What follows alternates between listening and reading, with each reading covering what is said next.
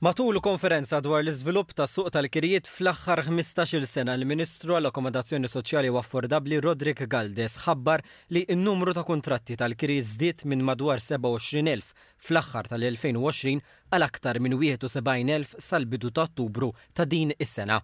Żied li l-Gvern beħsibu jespandi l-ammonti ta' units ta' akkomodazzjoni affordabbli biex titnaqqas il-pressjoni fuq is-suq privat. F'dan il-kuntest l-ispiża fuq il-Housing Benefit Scheme telat minn 1.6 miljun euro fl-2017 għal kważi 11 miljun euro is-sena li għaddiet.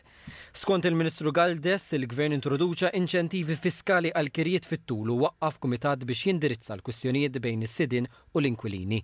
Riforma waslet ukoll għal ħolqien ta' reġistru tal-kirijiet maħsub biex janalizza x-xejriet fis-suq u jidentifika abbużi u pressjonijiet fuq l-affordabilità.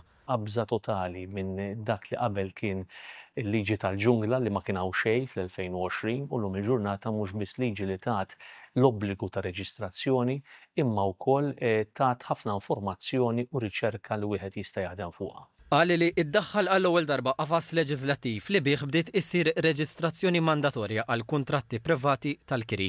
Ġi stabbilit li qsar perjodu ta' kemm tista' ddum kirja waqt li l-Awtorità ta' Djar saret regolatur tas-suq privat tal-kirijiet. Il-Kap Eżekuttiv tal-Awtorità ta' Djar Matthew Zerafa qal li s-settur tal-kirijiet iżviluppa f'suq bi prospetti ekonomiċi b'saħħithom li jattira l-investiment. Spjega fejn wieħed jista' jaċċessa l-informazzjoni u r-riċerka. Għandna dashboard rent calculator li jinstab fuq il-website tal-Awtorità housingauthority.gov.mt sabiex tgħin lis-settur ikun iktar wieħed trasparenti u ċara l kulħadd. Il-Ministru rifera wkoll għal emendi leġislattivi li saru f'Settembru bilan li titnaqqas il-burokrazija u l-abbużi u jiddaħħlu limiti fuq in-numru ta' residenti f'Kamra tas-Sodda. Huwa qal li dawn il-miżuri għandhom joħolqu bilanċ bejn id-drittijiet tas-sidin u l-benesseri ta' residenti.